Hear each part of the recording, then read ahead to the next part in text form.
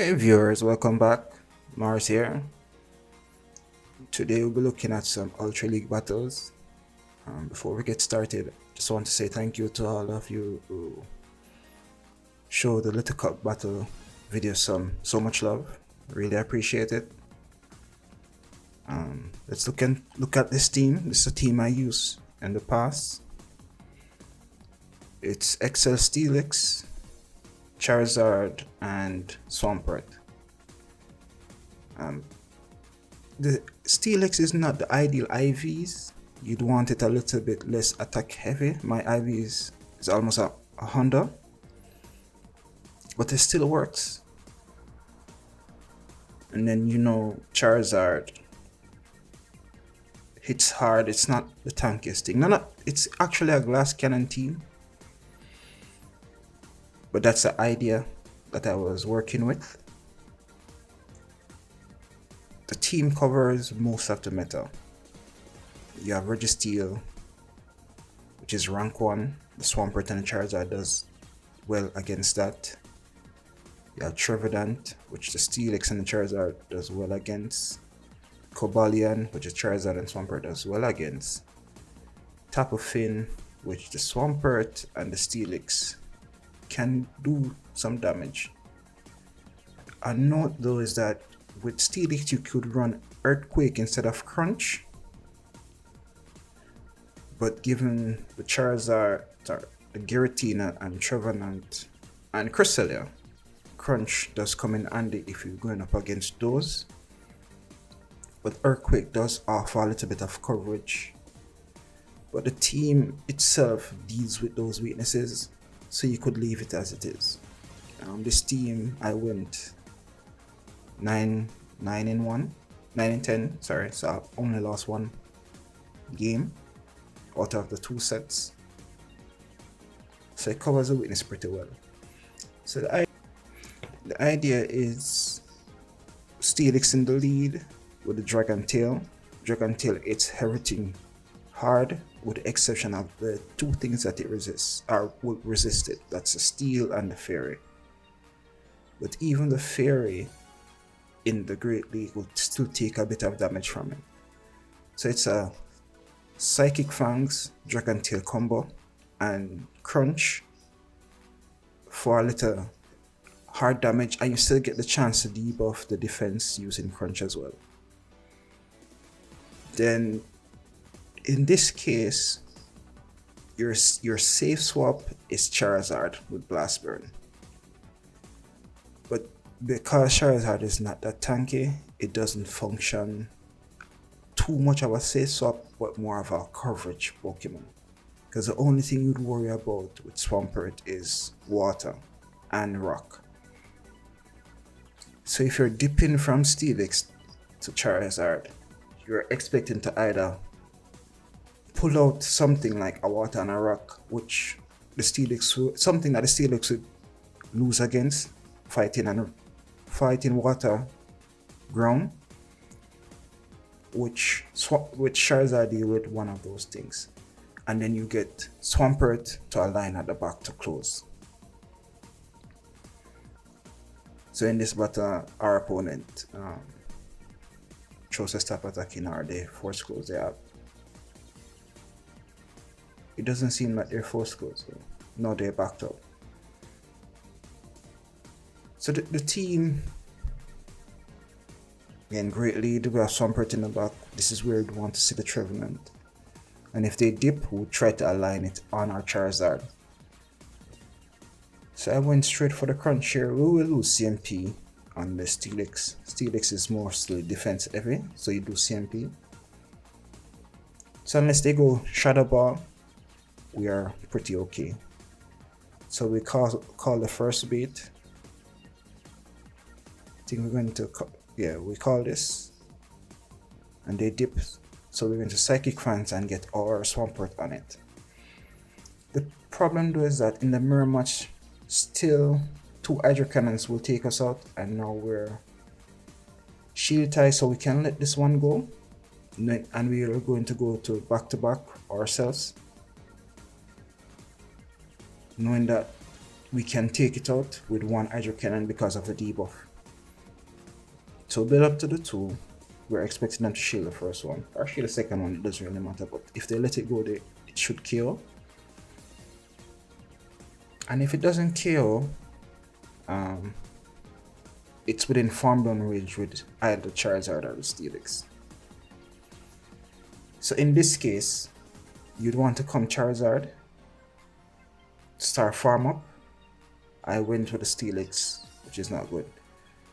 So if we went Charizard, we would have been closer to the Blast Burn. They can't try to catch and move from the Charizard, simply because the Blast Burn hits both their remaining Pokemon very hard. So if you're playing and that situation happens, come with the Charizard. That way you remove the win con of catching, and that would give you a more secure victory. Notwithstanding, we would still take this win, but you don't want to leave anything to chance, and that's the idea that I'm trying to explain. So we're still taking the win. This is a great lead. I mean, they can still hit us with superpower, but by the time they get to it, would have taken them pretty low. So we're going Psychic Fangs, and we're going to go into our Swampert, because obviously we wouldn't want to come Charizard. I think they call our bait here, which was a pretty good call on their part. And I'm not one for the baiting game usually. Now they can just shield and farm down, which is not good for us. Which another consequence of baiting, so they took us out, which now puts us in a pretty bad situation. The good thing is that we have 2 things in the back that could deal with the Dragonite. We know they have Surf, we don't want to take a Surf. Hyper Beam would have been resisted in this case, and it would be a waste of energy, so they're just trying to chip, which is good on their part, but the plus side is we have a lot of energy. They have a Walrein in the back, Shadow. So we're just going to do the Psychic Fangs Dragon Tail combo. Ice resists Dragon, but look at the damage we're doing. And we catch an Earthquake. Now if this was me, I'd be pretty pissed. I'm sorry. That's a lot of energy, and they just went down with it. They're trying to farm up a bit of extra, knowing that both the Charizard and the Steelix does super damage to the Dragonite, so they're trying to farm up for when they took out the Charizard, so they had something to throw at the Steelix. But we got to it before getting to the Psychic Fangs now, so they won't get to 2 moves to take us out. That Dragon Tail went through, so if they went Super Power, they would have debuff and they would last anyway. They went Dragon Claw. We can survive a Dragon Claw, a next Dragon Claw, but we're Dragon Tail now before they got to.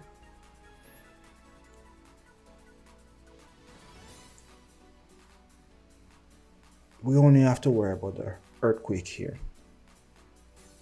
So if we call it correctly, we're fine. They can't get 2 Earthquakes. In this time, it will take us to Dragon Tail them down. So let's see. We call it correctly. We're not getting to our next one before we Dragon Tail down.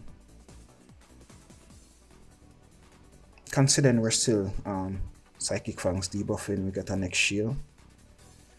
And again, we catch. So if this is a nice little spear, it was a good bait. And they bring in a Swampert, which is not great. So we're going to let this go. We have to, and then we're going to bring in our own Swampert.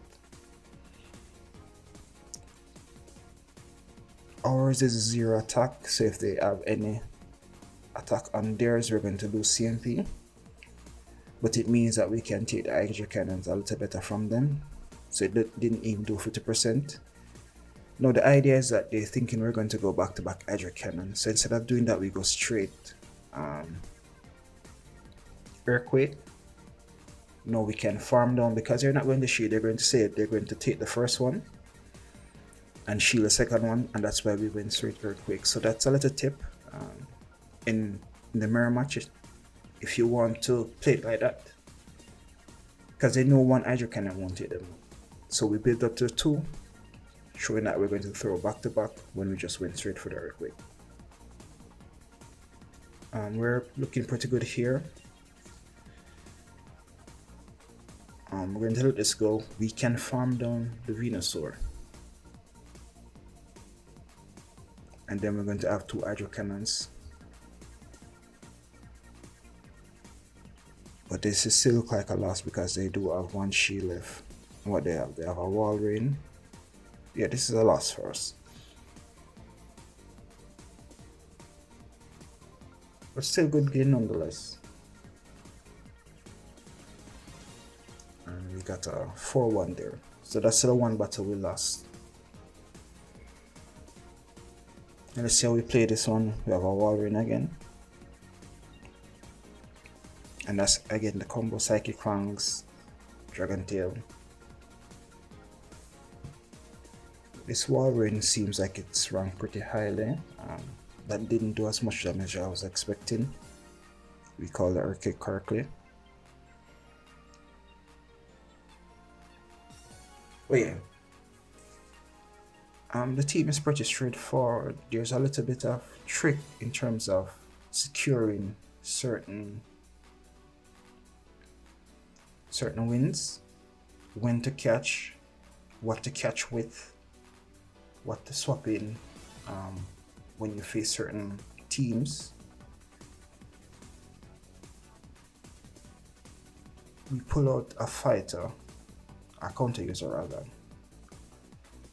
which means our swap actually paid off.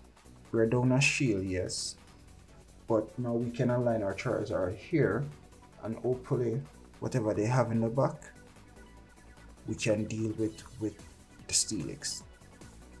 And we did have some energy on the Steelix, to bear that in mind. We went straight for the Blast Burn here. Like I said, I'm not really a fan of baiting, and they have their own Charizard, which is not looking great, so we're going to go straight for the Blast Burn again.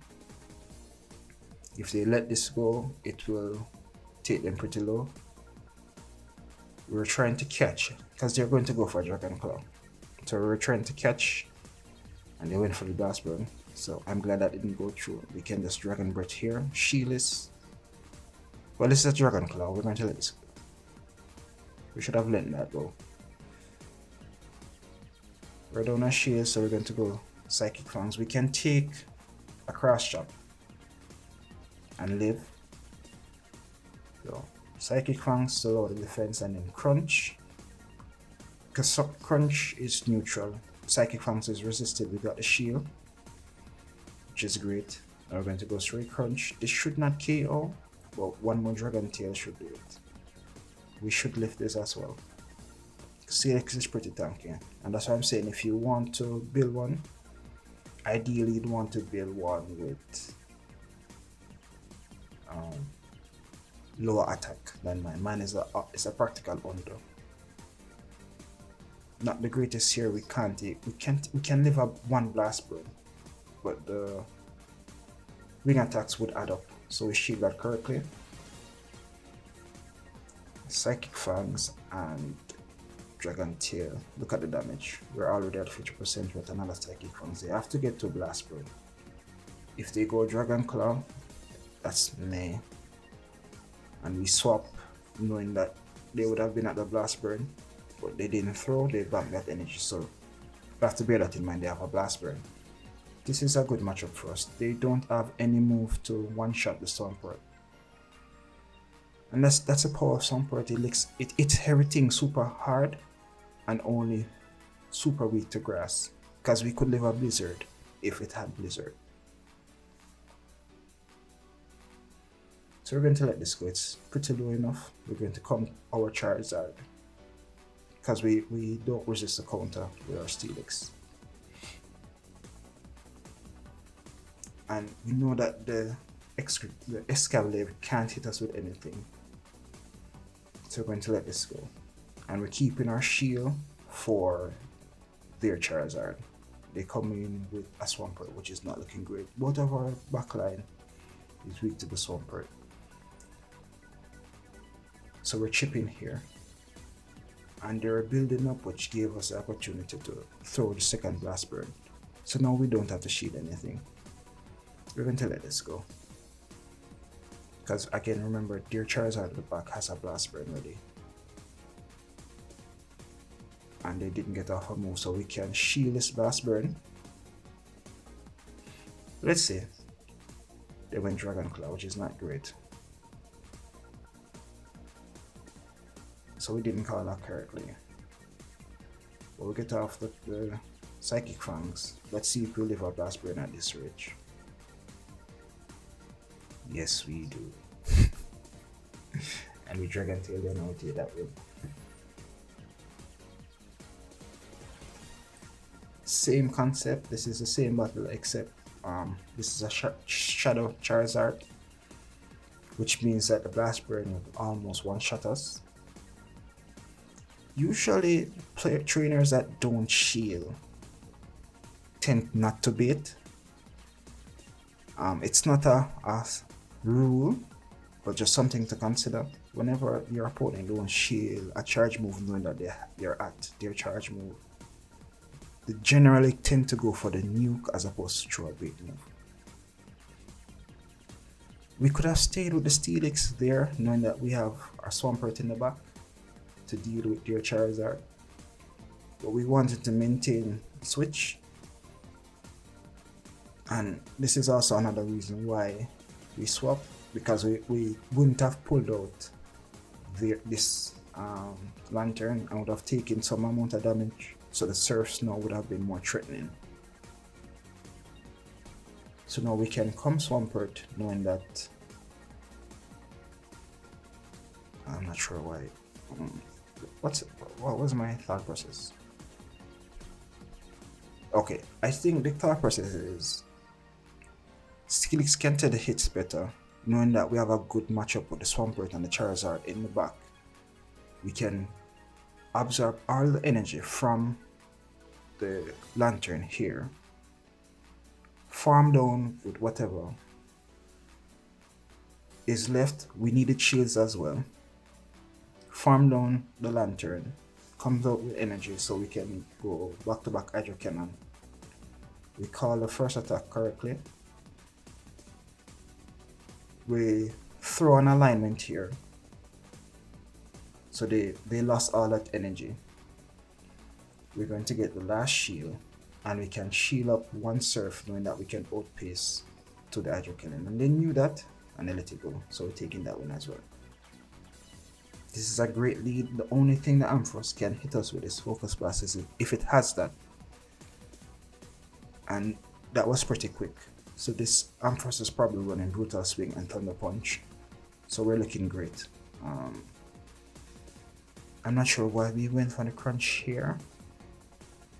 And we didn't get the debuff. But I think they were expecting a lot of crunch. So we went Psychic Fangs. And we're going to come Swampert.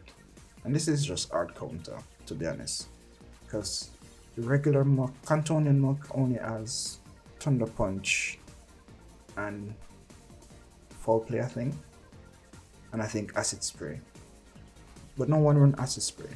There's a Dark Pulse, so we pretty much wall this. The Ampharos is a problem. We're going to let this go, obviously. We're at a lot of energy, so if they shield this, they'll be wasting a shield, to be honest, because Ampharos is pretty glassy, unless they're very weak at the back, the Swampert, but that's fine.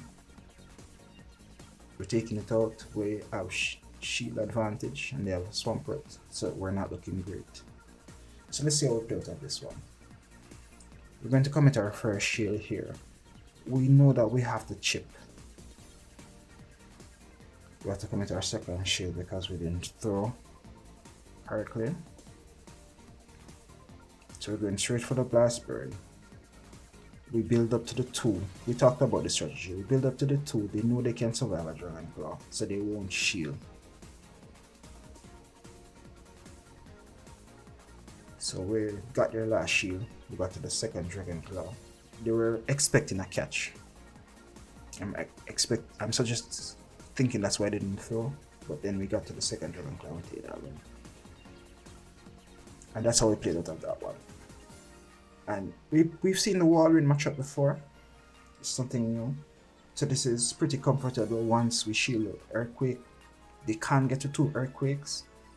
So you just need to shield the first one correctly. And we call the Icicle Spear. They know, so they swap. I think they brought in a Swampert, so we're going to go Psychic Fangs, bring in our own Swampert. And we talked about this. They're going to throw. We're going to beat up to the 2, but go Earthquake on ours because they know they can survive an Hydro Cannon. They're not expecting the Earthquake, and we almost always get away with it. I don't remember ever playing and not getting away with it, and we one-shot this Swampert. And our main threat is gone. So this is forcing them to throw because we're building up to the Earthquake. We're going to go Icicle Spear, which won't KO. We will get to the Earthquake. If this goes on shield, it will do about 50%. And they let it go. So they're saving their shields for their Charizard, which is fine. We're not going to shield this. Call a Dragon Car correctly. And we're chipping tremendously. So now we have our Charizard in the back and we can go Dragon Claws. We're not going to shield anything. They're not shielding, we're not shielding. I think they should throw an next Dragon Claw because they need to get shields knowing that we have a full Pokemon in the back. They don't know what it is. So we're not shielding, and that mindset is why we are going to win this game. We're going to shield this simply because the Dragon Tail snuck through and we're going to take the win. But that's a team. I hope you try it and enjoy it. I'll catch you on the next one. And this was my second set and I got a 5-0. So catch you on the next one. Take care.